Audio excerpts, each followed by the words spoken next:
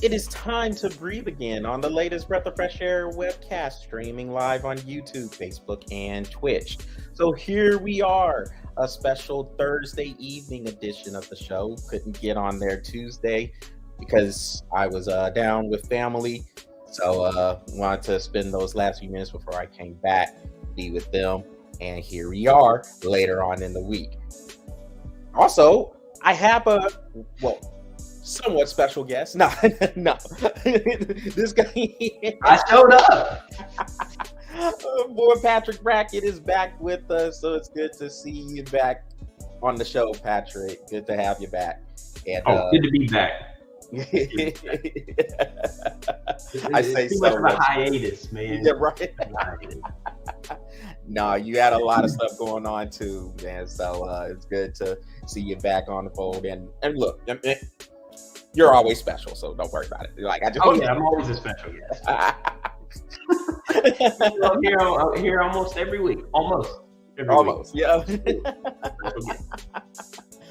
Well, Patrick, we have a lot to get on, but before we jump on some of the topics that are kind of hot right now, let's get to maybe the hottest topic of all, and it really doesn't have too much to do with sports. This is about Brittany Griner. It does. Huh? But it does. Yeah, but it does. Yes, it does. It's always that relationship between sports and life. With Brittany Griner, of course, she's two-time Olympic gold medalist for the U.S. women's national basketball team, plays for the Phoenix Mercury in the WNBA, and went to Baylor for the college. She is coming back home from being held captive in Russia, and it's one of those topics we really haven't discussed too much on the show, but this is one of those things, Patrick. Like you said, it is life, and we're not going to go away from these topics. So she's coming back, prisoner exchange. The Russians get the nickname Merchant of Death, the arms dealer there. Victor Boot is coming back. I know, it's crazy. I know. And so that's the exchange that happened. But the good thing is, the good thing is Brittany Griner is coming back home, and I just wanted to say a couple of things, and then you can have the floor. Number one, this is not a sports trade. I have heard people on Twitter and some of these sports shows talking about, oh my gosh, we lost the trade. Could have got Paul Whelan in this trade. What's going on there? It is not that, y'all. There is so much, this is involving diplomats and real life people, and I know the players are real life people too, but it's not the same as a sports trade. We're not gonna go hot take-ish here and have a special of who won the trade, who got the better of the trade. No, Brittany Griner's coming back home. That's good. Hopefully Paul Whelan can come back soon. Another thing also, Patrick, from what I have heard on some of these other reports, the Russians are looking at it differently. The Russians are looking at Brittany Griner's case as a marijuana charge, and she has to be careful about that as well. You got to know where you're at. You got to know you're in a country that is against. That they just have policies against that, and a lot of countries have policies against having marijuana or vape oil and stuff like that coming back through their TSAs and through their airports and airplanes. Another thing with this, Brittany Griner she's a lesbian. You know, Russia is very, very hard on that. I don't have to explain too much to know that Russia is currently at war from an invasion of Ukraine. And so any bargaining chip, which unfortunately Brittany Griner became, they could use to get their way on something, they're going to use it. And so it's a very, very complicated. I don't like the word. I can't stand that word, complicated. But when it comes to this, it is a complicated matter. It's a complex matter. And the whole thing with Paul Whelan, he's in jail over there for espionage. So the Russians are just looking at it really differently there. Good thing is she's coming home. And I think that's the main thing to take from this. And also, if Paul Whelan's family is understanding of what's going on, I think we all can too. Could be upset, seen some tweets that are saying maybe Paul Whelan should have been the one to come back home. But with this, you got to kind of take what you can get. It's neither here nor there, honestly. But this is the one thing, and you know, I think me and you never really talked about it either. But you know, my feeling is this: it's marijuana. I mean, I don't have a problem with marijuana. It's never really bothered, right? But know your situation. And this is and I put this on Brittany for this reason, and this is it. Like, don't give Russia a reason. Don't give Russia a reason to do anything, because they're going to take that opportunity. And they are a very opportunistic country. They really are. So don't give them a reason. If you are wanting to smoke pot, wait till you get back home. It's not that big of a deal to wait till you get back home. It's not an addictive drug. It is a gateway drug, but it's not an addictive drug, right? Or get to Russia and find you a dealer and get you some pot in it. Don't try to get it in over the airport. Come on. I mean, like, use your brain. You know what I mean? Just don't give Russia a reason. Other than that, my personal opinion, I don't see the reason why she even got. I don't see the reason why she got called. You know what I mean? To me, I would have just, like, if it's a problem, I'd have been like, no, go your butt back home. I ain't got time for that crap. Just go home. And you're not getting in this country. Go home. And then be done with it. You know what I mean? That's just my personal opinion on it. But I mean, I'm not going to sit here and say that she was wrongfully done for a minor reason. That's the only thing. But she's got to know she can't do this stuff. She don't push the limit. Don't give Russia a reason. That's what I think. Just don't give them a reason. And again, Patrick, she was the bargaining chip coming through Moscow's airport over there. I guess trying to. They found it in her luggage, and they kept her in prison. She's American. And she's got a high profile. Yep. 2-time Olympic gold medalist for this country. And I don't think I have to remind anybody about how frosty the relations are between us and Russia. So anything they could use to get one of their prisoners that we're holding over here, they're going to do it. And like I said, in this case, it's the quote unquote merchant of death. This ridiculous this arms dealer. I know the name is just the nickname is crazy, but that's what it took to get her back home. And you knew the Russians were gonna go ahead. They were gonna drive it. They were gonna drive the price high. Yeah, and they can. I mean, and so it's just, I don't want to call it a perfect storm. But that's what it is for them. What it is. Yeah, I mean, it's what it is for them. Yeah, all these events aligned, and here we are. But again, Brittany Griner is coming home. It's good to see that she's coming home. The timing of it, a few weeks before the holidays, I mean, that's good too. It's one of those things, man. You know, us in the military, I mean, we've heard about this stuff all the time with prisoner swaps, and so. When you're overseas, and both you and I, spent a lot of time overseas.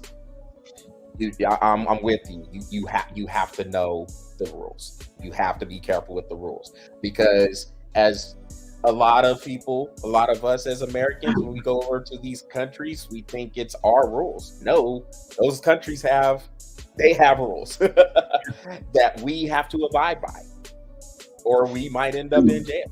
It's just like, look, if you go, like we were both stationed in England, you get a DUI over there, you're dealing with British law.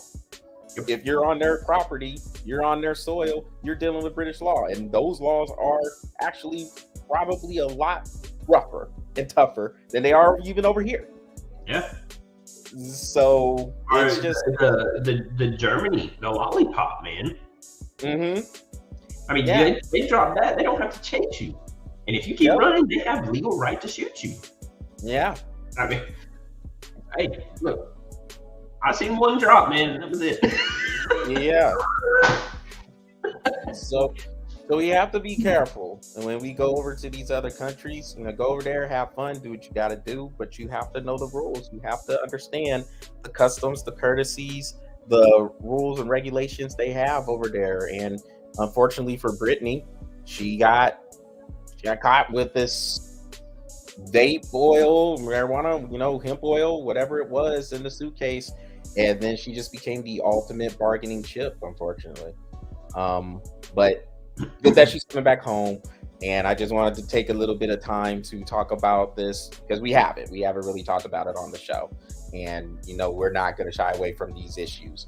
So we're glad Brittany is coming back home, and hopefully Paul Whelan can come back home soon too. Yeah, well, Patrick, let's move on to we're going to talk about the last edition of the college football playoff rankings. But before we do, I have to do this. So let's bring up the latest rankings or the latest slide. And as you guys can see, Patrick went 6-0. Perfect week, and it puts him 2 games ahead of me going into the bowl season. Now, in the next couple of weeks, we'll get into the New Year's 6 bowls and a few of the other matchups that are there, and then that will add to this score as well. But as it stands right now, Patrick has an overall record of 39-21, 2 games better than me because of the perfect week he had last week. The games that he got me on was the Kansas State TCU one. He did have Kansas State winning, and the UCF Tulane championship game in the American Athletic Conference. He picked Tulane to win. I had UCF, and there is your difference. So Patrick, good on you for a perfect week. Here's your time to shine, because neither one of us has had a perfect week yet. So this is it. You did a good job there. That nice pick in there. That overall looks really good. I'm sure it does. That last week looks better, but that overall looks really good. Okay, enough of the slide. Now, but one more time. All right, we'll do another thing. One more time. 6-0. You wild, man. You wild. Good on you, Patrick. Good on you. Appreciate it. No problem. So with that, from the results that we've had from the championship games, Utah smashing USC in the Pac-12, the Kansas State TCU result in the Big 12, Clemson winning the ACC, of course Georgia winning the SEC 50-30 over LSU. You had Michigan take care of business against Purdue in the Big 10. And am I missing any more conferences? Oh yeah, and then we brought up the UCF Tulane. And so at the end of the week, or back on Sunday, you had the Final Four brought out there for the college football playoff. And the Final Four you have is Georgia, Michigan, TCU, and Ohio State. Ohio State snuck in that order. So the matchups you will have in the playoff: Georgia will play Ohio State in the Peach Bowl in the Mercedes-Benz Stadium in Atlanta, basically a home game for Georgia. And then the TCU will play Michigan in the Fiesta Bowl out in the desert in Arizona, in the Fiesta Bowl. So we'll give those picks later on. So Patrick, no spoiler alerts, no nothing. They already know one. But how do you feel about what the committee did? I feel pretty good about it. I mean, the TCU staying at third because they lost to Kansas State. I mean, it's hard to move anybody else into that position. I mean, Alabama, 2-loss team. It's hard to put an Alabama, 2-loss team over what TCU has done this year. Ohio State is still a 1-loss, even though they didn't win their conference. I mean, this last 4, it seemed like the committee stayed true to what they've done in the past. And because I know there's a time where Alabama didn't win Georgia didn't win their conference, and they got in. You know what I mean? So last year. What's that? Last year? Yeah, last year. So here we are, Georgia, Ohio State, TCU, Michigan. I think one of them is going to be a good matchup. The other one, I think, is going to be a blowout. There you go. And they already know which ones I'm going to pick with Georgia, Ohio State. I'm going to pick Georgia, but I'm not going to go any further than that. But no, I think the committee got it right. I know a lot of people were probably putting a pitch in for Alabama, but again, a 1-loss Ohio State and a 1-loss TCU looks better to me than a 2-loss SEC. Well, Nick Saban was politicking all day on Saturday. Oh, and everybody else from Tuscaloosa. Yeah. So, I mean, I've had Alabama fans look at me and go, I think Alabama should have got in. And I'm like, over what? Over what? I mean, they lost 2 games. So, I mean, the fact that they're over Tennessee and Tennessee beat them, come on, you got 5th. Be lucky where you got. So the funny thing about that, Patrick, and I know we talked about this yesterday when I was on the way back from down in San Antonio. Nick Saban came on and was talking about how his team won their last 3 games. Look, man, their last 3 victories was over Ole Miss and Auburn. The other one was Austin Peay, dude. You should be disqualified for even bringing that up. I'm sorry. I would have dropped you 4. I would have dropped you 4 spots in the rankings. Yeah. I'm like, really, Nick? Austin Peay? That's what we're doing. That's our policy. Now y'all went to 9th. Yeah. You know what? Gone. Ohio State in. They would have been in on Saturday. Oh yeah. I was like, I don't care who wins or loses. You dropped 4 spots just thinking that you should have got in.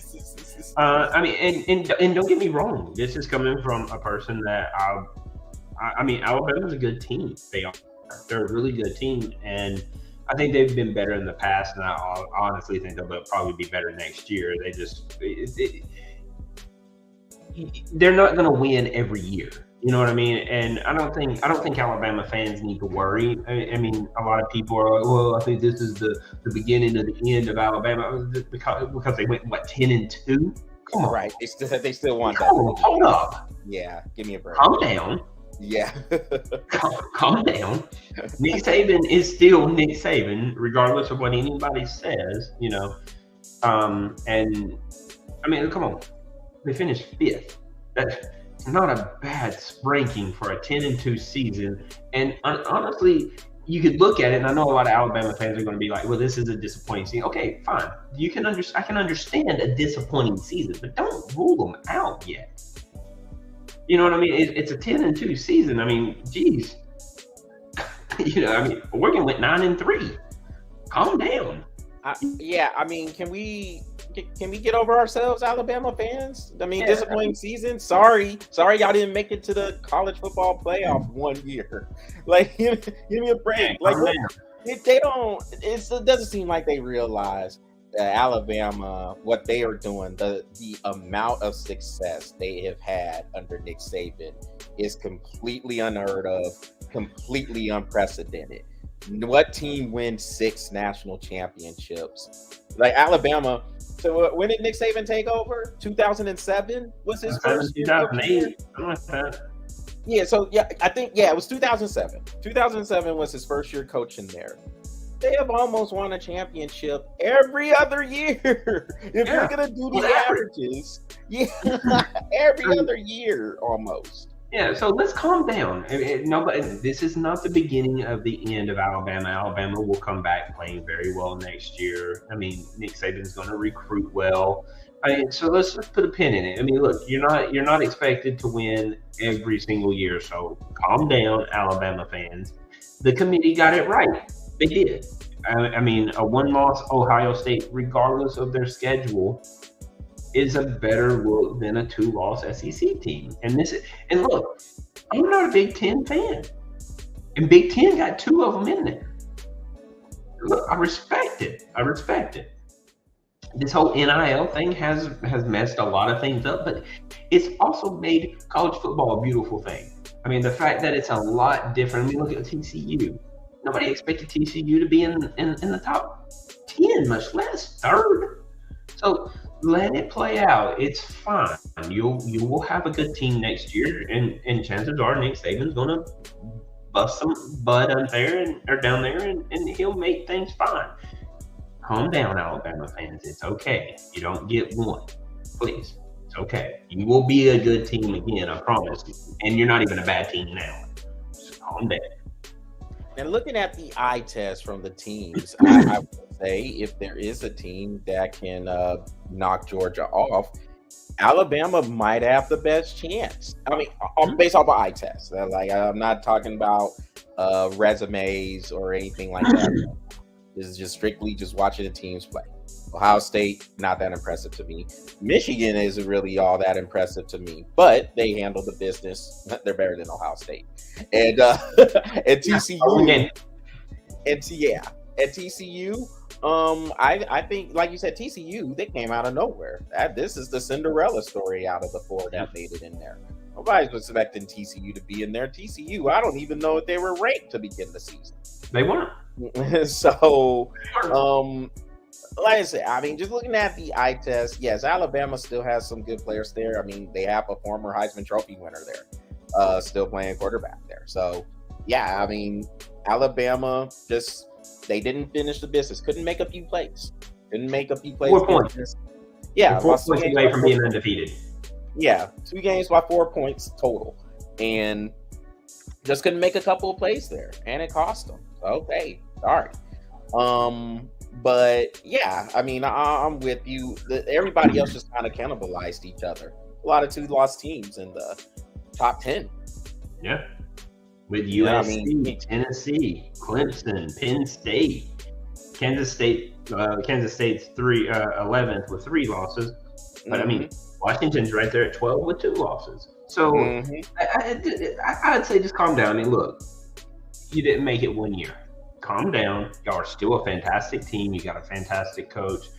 And, Bryce Young probably won't be coming back, but I'm sure you'll reload quite nicely.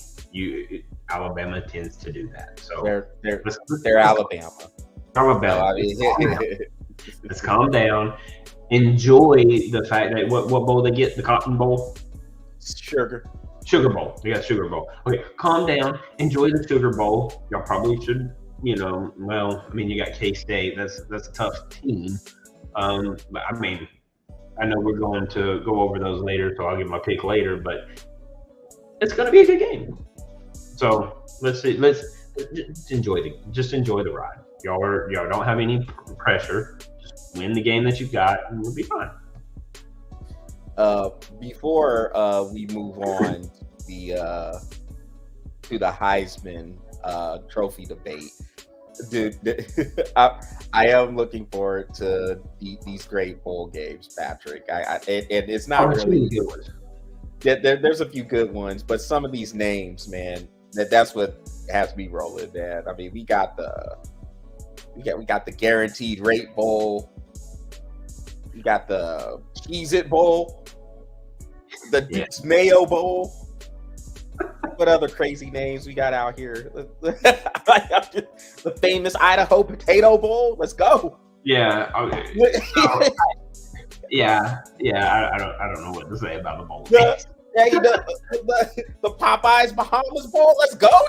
Yeah, Popeyes. Woo. Nah, I don't know if Popeyes.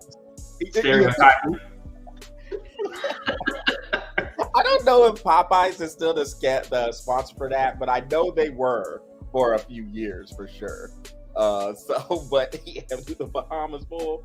I mean, what kind of trip is that? You get to go to the Bahamas. Why is that not the championship game?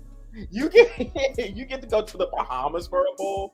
Why is that not the title game? Bro, I'd lose just to go. You know, I'd be like, hey, look, we need to throw this game. Why? Because, like, if we lose one and we got to lose today, and I got it scheduled out, and I got everything planned, and we'll be in the Bahamas, that to me is the bowl game we need to be in. Yeah, but they're like, but the national championship. Okay, listen to me one more time. If we lose tonight, we're going to the Bahamas. Me and my wife need a vacation, all right? So, throw an interception. Pick six, I'm not joking. I will totally put you in the transfer portal myself if you don't throw a pick six. We're going to the Bahamas. Schedule it. I already got my travel planner. Oh boy! That's the winning bowl. I'm telling you. So just some of these names, man. That's what gets me, man. We got the Miami Beach Bowl. How about the Duluth Trading Cure Bowl? Yeah, man. You know what I'm saying? We got the Bobby Fenway Bowl. Yeah, right. Yeah, they are playing the game in Fenway Park up in Boston this year. Yeah, man. I mean, the Boca Raton Bowl. Let's go. Cricket Celebration Bowl. Yeah. Just the names of these bowls, man. It's just comical. Okay, so they got the Kimmel LA Bowl presented by Stifle. Yeah. Jimmy Kimmel's got his own bowl. I think so. Yeah.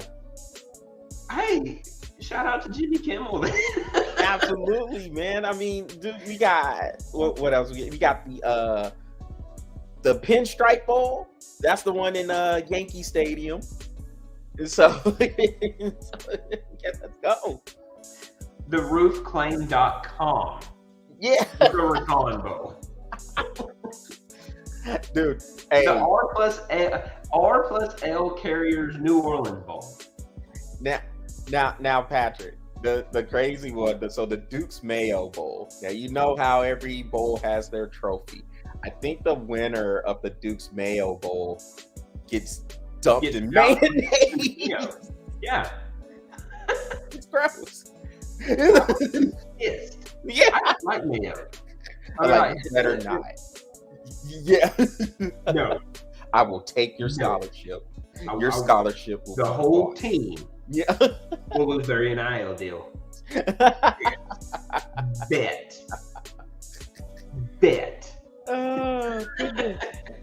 All right, Patrick. You keep on, and I will send you to the Guaranteed Rate Bowl. So, Patrick, we can spend all day on these bowls, man. The names of these bowls, but oh yeah, listen to this one. This one's a mouthful. San Diego County Credit Union Holiday Bowl. Yes. God, this is a freaking joke, man. So yeah, man, we'll come back to him, man. Bad Boy Mowers Pinstripe Bowl. Yes. So let's move. Let's go, Patrick, because we're gonna be on these bowl games for the next 30 minutes, just talking about the names. So I'm still looking at them. Let's talk about the Heisman, and you have 4 quarterbacks who are your finalists for it, and they are Stetson Bennett for Georgia. You have he did make it. He did, yes. You have Stetson Bennett for Georgia. You have Caleb Williams for USC. You have C.J. Stroud for Ohio State, and Max Duggan for TCU. Now, from what I've seen, Caleb Williams is still the favorite to win this. If you're asking me who I would choose, Duggan would be my guy. I would pick Duggan to win this, and Stetson Bennett would be second for me. To me, C.J. Stroud didn't do anything. C.J. Stroud just threw up numbers against inferior opponents, and in the big game, he didn't do much. Didn't do nothing. And then Caleb Williams, all right, he had a few games where, he was looking like he was a man amongst boys there, but then Utah beat him up, and then he was trying to lip around and carry on, but he just continued to eat sacks. I just don't think Caleb Williams' numbers look impressive, But the same with CJ Stroud. I don't think he did enough in the biggest moments of the season for these teams to warrant the votes. Now, overall, if you were to ask me who I think is going to win it, they'll still probably give it to Caleb Williams because of all the hype he has gotten. If not CJ Stroud, because of all the hype he has gotten too. But if you're asking me, Duggan should be the winner, and I would put Stetson Bennett number 2. I mean, I agree with you. I like Duggan, man.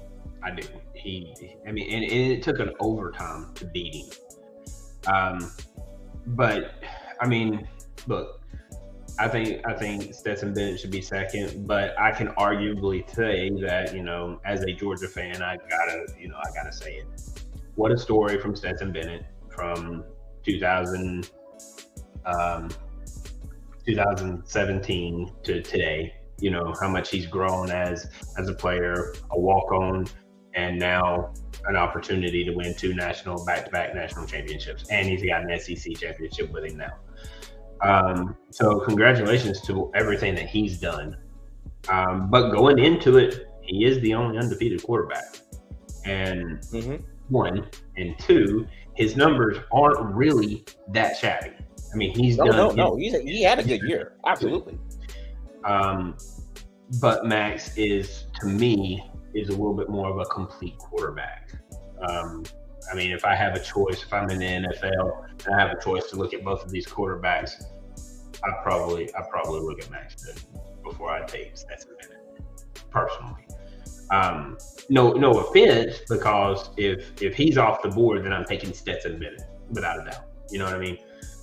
Leadership from both of those two gentlemen are through the roof. I mean, and you can tell it on the field and you can tell it off the field. Highly respected amongst all the people that they play with. The other two, CJ Stroud and Caleb Williams, I don't see anything that they've done. When they get up to heavy competition, they throw it away. They struggle with it, and in particular, more than any of them, Stroud was the worst one. So, yeah, I agree with you. That's the order I would take them. But I could put an argument in for Stetson because he has played a hell of a year.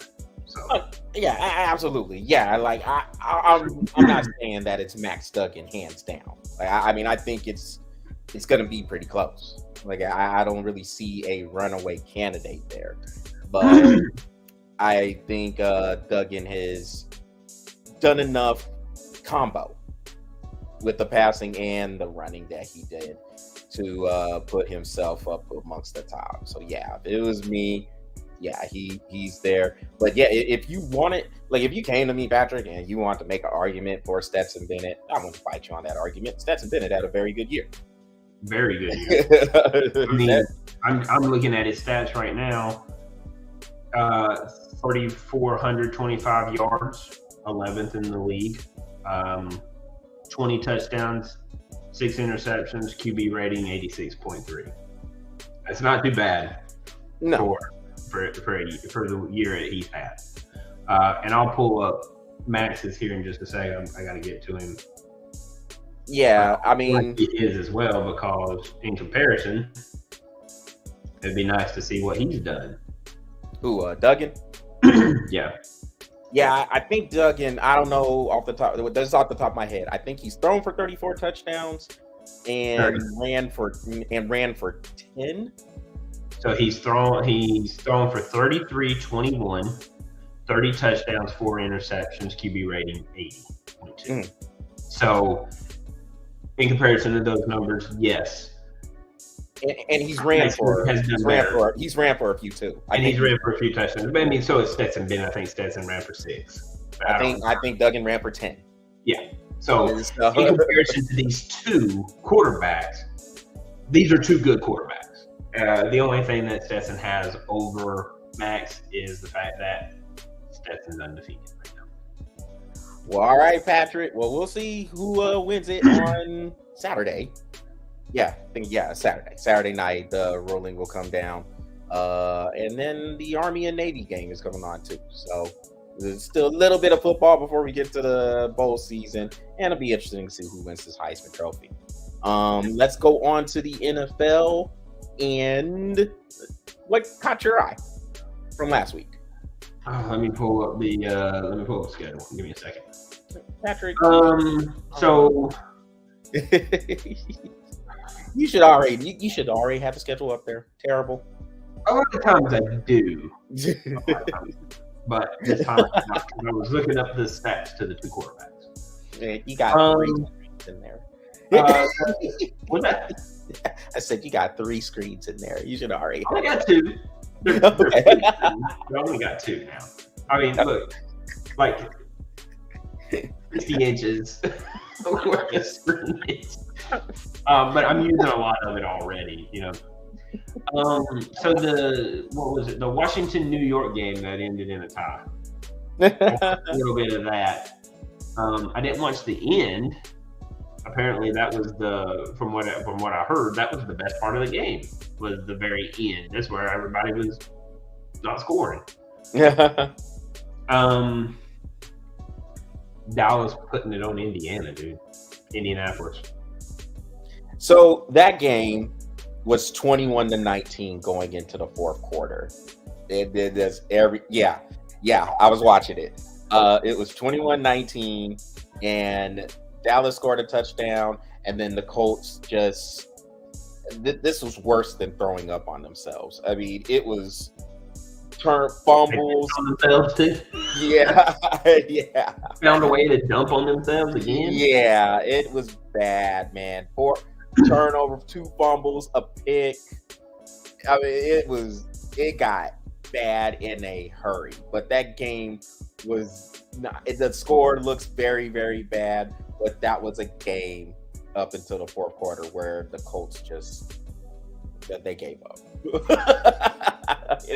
How about Cincinnati beating Kansas City? I had Kansas City winning that game too, which was kind of crazy that Cincinnati played as well as they did. I mean, so we're gonna talk about Cincinnati a little bit more specifically, but I had Cincinnati winning that game. Now, what I'll do? See, I'll have to show you my screenshot from the Yahoo pick, but I got all the games right except for the Washington Giants game. I kid you not, man. Yeah, well, come on. I mean, who's gonna pick a freaking tie? Yeah. You got them all right, bro. Okay. I'll give you that. Who's going to pick a tie? Come on. And that's one of the things I wish the NFL would change. I mean, like, no sport will allow a tie game except for the NFL. No sport. College football doesn't allow a tie. Baseball will play for weeks on end until they end that game. You know what I mean? Shootouts in hockey. Overtime in NBA, and others keep playing until somebody wins that one. I mean, come on, change the rule. Change the rule. Get out of these ties. Let somebody win, because ties don't mean crap. You don't win, you don't lose. Good for you. What? Dumb. What other games caught your eye? How about Philadelphia doing that, beating Tennessee, dude? Did Henry not show up at all? Nah, Philly just that dominant. Yeah, Philly just took over, man. Yeah, I mean, good for them. It seems like they're back to playing normal after that one loss. But that's about it. I mean the Baltimore-Denver game, 10-9. I mean, Patrick, not every game is going to be a shootout, man. You know what? I will say this: that was a good game because defenses showed up, man. Defenses showed up, and I know Baltimore. I flipped back and forth between that one and was it Chicago and Green Bay? I think they were playing at the same time. I was flipping back and forth on that one. I mean, seriously, every time I flipped over, Denver had the ball, and Baltimore blitzed them every single time. I was kind of curious. I was like, I wonder how often Baltimore blitzed in that game, because I was like, I swear they blitzed every play I saw. Almost every play I saw. And I mean, granted, turning back and forth, but I mean, every time. Blind blitzes, linebacker coming out of nowhere, corner blitzes. I was like, Jesus, y'all sending everybody. I think they even had a safety blitz, which I've not seen in a while, truthfully. What games are you looking forward to? Let's see. There's a couple of them that I was looking forward to. The or Pittsburgh game. I think it's an interesting game. I want to see that, and then I want to see the Ken playing.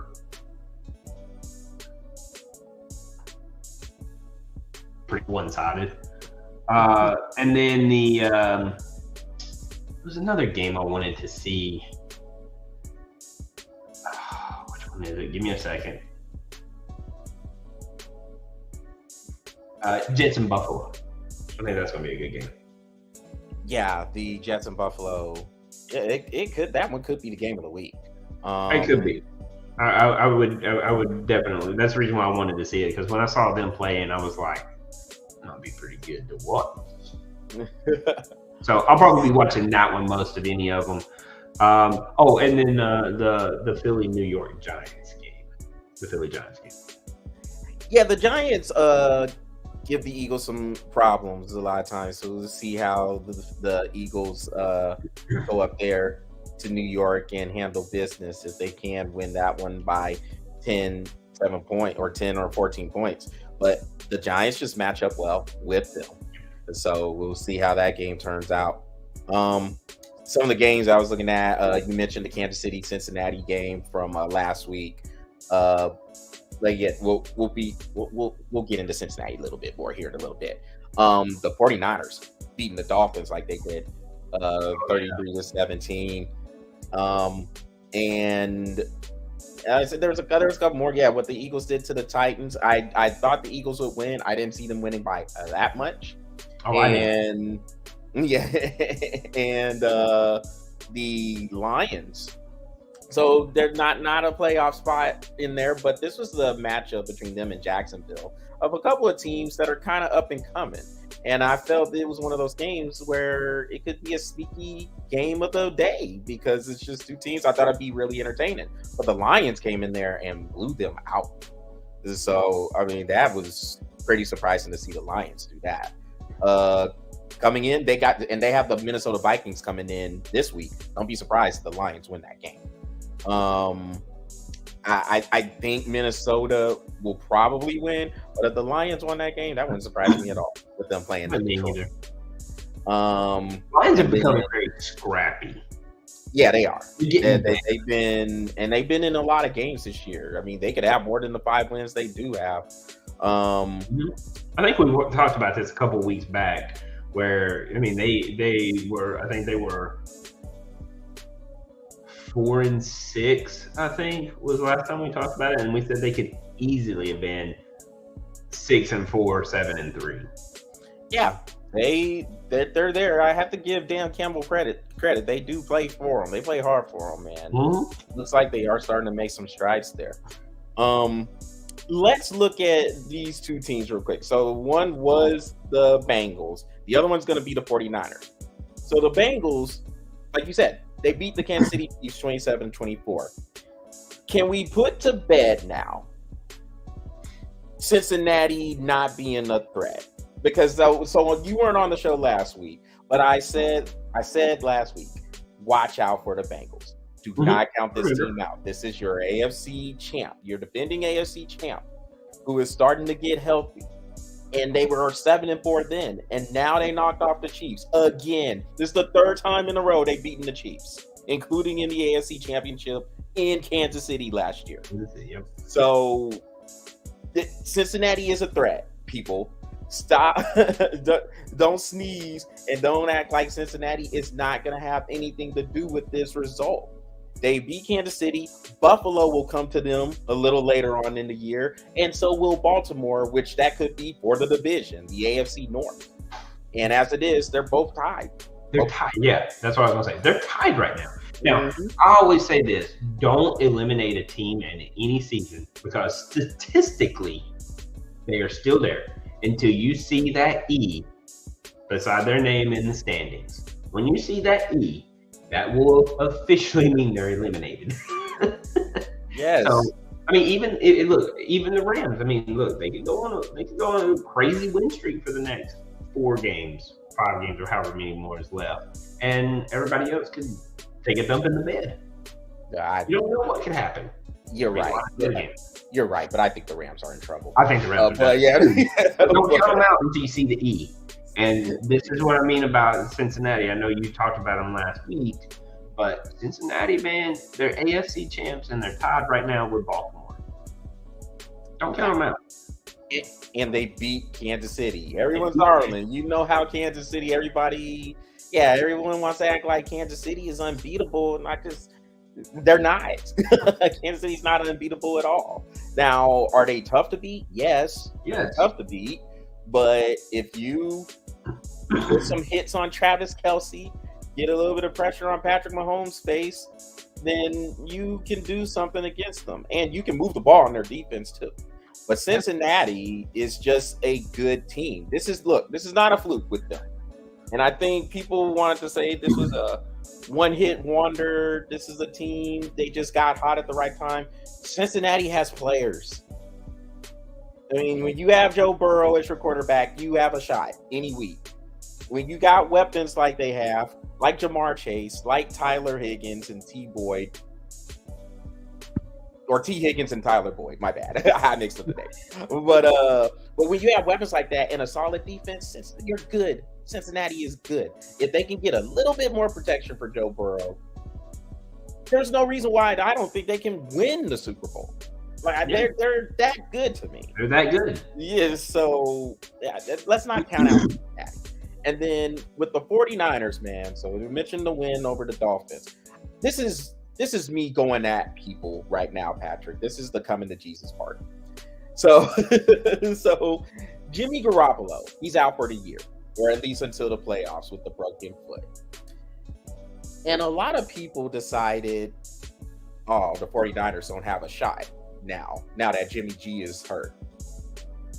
Wait a minute. So the dude that everyone said was holding the 49ers back from winning a championship is suddenly the guy who was going to take them there now? Now they don't have a chance because he's out of the equation all of a sudden? The same dude that everybody was throwing all this grief toward for missing that pass in the Super Bowl? The reason why the 49ers decided to move up in the draft to select Trey Lance, that Jimmy G, now the 49ers don't have a chance because he's out of there. And you know me, Patrick, I like Jimmy G. So this isn't me trying to come after Jimmy G, but I'm just restating what everybody else was. Over here. And do you mind if I add to that? Oh, please do. Please do. Okay. So Jimmy G is only one of 30 people that will step on the field? So you're telling me that without Jimmy G to catch the ball for the wide receivers or run it around for the running backs or hell, even play linebacker? Hell, from what I understood, Jimmy G was just the quarterback. And the last time I checked, that 49ers defense is pretty dang good. Yeah. Just saying. And they have weapons. You got Deebo Samuel, you have Christian McCaffrey, you have George Kittle. That all doesn't make sense without Jimmy G. Yeah. Strong running game. So last time I checked, the roster is still pretty good. And another thing, Patrick, hey, let's ride with Mr. Irrelevant. Damn it. Let's go, Brock Purdy. You're relevant now, damn it. Let's go. He came in there. So, I mean, I was watching that game with them and the Dolphins. And the Dolphins were blitzing everybody, and that would have been what I would have done. Like if I have a new quarterback coming in there, we're throwing all kinds of it sounds like a feeding frenzy. Right. I would be like blitz all 11. Yeah. Well, hold on. We need to put somebody on. No. There's a lot of zero blitzing going on. Casino blitzes. All in. But Purdy was making the throws and making the plays. And then Miami, when they saw that, they was like, oh gosh, we gotta mix it up a little bit more. Oh my goodness, I don't know what to do. And so I think Purdy will be fine. Again, he doesn't have to come in there and throw for 400 yards and 4 touchdowns. Just manage the game. Get the ball to the playmakers that you have, which the 49ers have a bunch. And like you said, Patrick, the defense, nasty defense. The pressure they were putting on Tua Tagovailoa, my goodness, man. I mean, they were hitting him. There was one where he got hit high and low. I was like, ooh, God. Oh, yeah. I saw the replay of that. Yeah, like, woo. And I even said, woo. I mean, now, don't get me wrong. I do feel the defense is going to have to really play some good football for the next 4 or 5 games. They're going to have to play some really good football, and then going into the playoffs, they're going to have to continue to play that. And there's going to be a time where, what are we going to do? Which quarterback are we going to roll with? At that point, hey, let's see who has the hot hand. You know what I mean? Because who's the quarterback they win in? What's his name? Brock Purdy. If he is rolling, Jimmy G doesn't see the field. But if he's not, he go 4-0. We're gonna roll. We'll see what he does. If he goes 2-2, we'll see what's going on. But I think Garoppolo comes back and he does his thing. I look, before we move on, Patrick, I just don't understand those people. And people want to act like they say these things and they're going to get forgotten. Oh no, not on here. We remember. And these other and these people over here knocking Jimmy G all this time. All of a sudden, the 49ers don't have a shot because Jimmy G is injured. Give me a break. Dookie look to all y'all, and y'all know who y'all are. Lots of people on whatever the network is, ESPN, CBS, NBC. Adam Schefter. Yeah, just trash, dude, trash. Well, Patrick, before we get ready to head on out, man, we got to get some MLB hot stove action going on because there has been some ridiculous contracts. Congratulations, by the way, when you sent me that. Holy crap. Yeah. Yes. So what Patrick is talking about is Jacob deGrom. We'll start there. The pitcher who pitched for the New York Mets for all those years is now a member of the Texas Rangers. 5-year deal. Was it 37 per year? I think is something like that. Yeah. So that is a huge boost to the Rangers pitching rotation. And with that lineup coming back, this makes the Rangers pretty dangerous going into next season. But good big pickup for the Texas Rangers. A lot of people, of course, the main thing they were looking for was where would Aaron Judge end up? So Aaron Judge is staying with the New York Yankees, $40 million over 9 years. Who was thinking he was going anywhere else? Huh? Who was thinking he was going anywhere else? Yeah, I didn't see him going anywhere else. I know that the San Francisco Giants were heavy after him, but yeah, I was with you. I didn't really see him leaving New York. The contract though, Patrick, I don't know. I get it. People are not worried about what happens in the future. You look at these contracts, man. The Aaron Judge contract, Trey Turner getting 11 seasons from the Phillies. How about Bogart going to the Padres? Yeah, Bogart's 11 seasons. That's a phenomenal pickup for them. Where's San Diego getting this money? You know what? That's what I was wondering. $380 million going to Bogart over what, a 10-year 11 years. 11 years. Oh my God. I was like, where the heck are you getting that money? So you got Machado, you have Soto, you have Fernando Tatis, and now you have Bogart. Now Soto is still under his original deal, but he's gonna get a 15-year deal. He's gonna get a 45-year, $976 billion freaking. But the Judge contract, the years, Patrick. Now Judge is 30 years old, and this is a 9-year deal. If I'm a player, let alone a team, but if I'm a player, I'm not trying to be locked in that long. No. Not to a job. I mean, I married my wife, but bro. I mean, but I'm not trying to be locked into a contract that long. Look, because here's the thing. In baseball, and I know we've said this plenty of times, in baseball, it's not really about the money. The money's going to be there. We get the money is a big deal. It's the amount of time you are signing these players to. These are double-digit contracts, no salary cap, and they're guaranteed.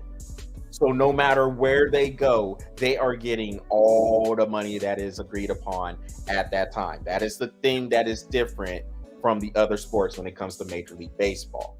And when you have a guy like Aaron Judge, who is signed for the next 9 years, for the last 4 or 5 years, that's where you're wondering, what player am I getting at this point? Like, what is this dude gonna look like? After 34, you're right. Yeah. You know what I mean? So it's any player. I mean, like after 34, it's like, what is this dude gonna look like at that time? And that's why I'm like, look, just not everybody's gonna have 60 flowing hair like Bryce Harper. Yeah, just give me a 4 or 5 year deal, because again, the money's gonna be there. If you were willing to give him $40 million for the year anyway, just shorten that down. Either give him 4 or 5 year deal, $40 million. So give him a 5-year, $200 million deal. That's $40 million per year, and then we'll reassess. Because if you're over here trying to get some other cats, well, unless you're the Padres, who have unlimited money apparently, but unless you're trying to... They must have took a loan from the Yankees. That's what it was. Hey, we're gonna give you. We just need like $250 million. For what? I gotta sign Bogart. Okay. I'll give that to you, but I want interest, 12%. Okay. I swear, I think the Yankees are Shark Tank, and the other 31 teams are like, so this is what I need. I'll totally give you your $200 million, but what I need is 12% of your World Series run. You remember who was it? It was the Marlins. The Marlins signed all these players out of the blue once they got their new stadium, and they were supposed to be hurting, like on the men, like close to, man, I don't know if we can keep this franchise there. And now all of a sudden we get a new and then all of a sudden they got $560 million contract for 1 year. I was like, are y'all selling dope on the side? I mean, there's only one way you're gonna get all that money. And it didn't work out for him either. Oh boy. But you do like to see the teams going for it. The Phillies getting Trey Turner in there. They're going for it. The Dodgers, so they lost Trey Turner and they lost Cody Bellinger. He signed a 1-year deal for, I think, 17-something million with the Chicago Cubs. So the Dodgers, there might be something going on there where I don't know if they like playing for the manager like that. Like I said, I just think Dave Roberts is killing the dynasty before it has a chance to get started. So I think that with those two leaving, you lost Corey Seager last year. I mean, you're just losing players. You have Mookie Betts still. You still have some good young pitching there, but they're losing some players, man. It's pretty good players there. And now, I mean, with the Padres knocking them out of the National League Divisional Series, maybe this is starting to become San Diego's division to lose. We know they're gonna spin like it is. Apparently, I mean, like I said, I don't know where they're getting all their money, but Yeah. heavy favors right now. Signing Bogarts, they're heavy favors for them to win their division coming up right now. I mean, obviously there's more stuff that's gotta happen, but I got as it's in that division. So Patrick, so we have a couple of minutes. Real quick, a couple of NBA things, or maybe one NBA thing. Boston Celtics. Jason Tatum, early favorite for MVP right now. Yeah. Yeah. Can I get a hell yeah? Yeah. They're looking good, man. Boston is looking really, really tough, and they're gonna get people back. That's what's crazy. Robert Williams has not played this year, and they're gonna get him back. And to me, now look, I know Marcus Smart was the defensive player of the year. But dude, Robert Williams is the ultimate eraser back there. Like, you have good perimeter defenders with Smart, with Tatum, and with Jaylen Brown, but to have that shot blocker, that eraser back there, that's going to make them play even more aggressive defense than they have been playing. This makes the Celtics ultra dangerous. And the Milwaukee Bucks, they just got Chris Middleton back too. So your two top teams in the East, they're getting better. Which is crazy. Boston's 21-5 and they're fixing better. And Milwaukee is 18-6 and they're fixing to get better. Yeah. I mean, like, it's insane what these two teams are doing. I mean, it's insane. Like, it's going to be a shame they have to play in the Eastern Conference Finals against each other, and not in the playoff, like the championship game. That sucks. It does, man. My goodness. Well, Patrick, hey, I wanted to get that in before we wrapped up, but that will conclude this edition of the Breath of Fresh Air webcast on this special Thursday edition. So hope y'all enjoyed it. We'll be back to our normal spot next week, so you'll get a show on Tuesday evening, back at the normal spot at 7 o'clock. In the meantime, go to the Breath of Fresh Air YouTube channel, smash that subscribe button, and follow the Breath of Fresh Air Facebook page. So we hope you enjoyed this. Enjoy the games, or the NFL games. We have to wait till bowl season starts for college, but very, very good season, interesting season, a lot of surprises. So I don't see any reason why this wouldn't continue going forward. And then I guess in the year or two, they will start the 12-team playoff, which that's overdue too. Other than that, hey, everybody, take it easy. Have a good evening. Have a good rest of the week, and enjoy the weekend. And we will see you next week. Take it easy.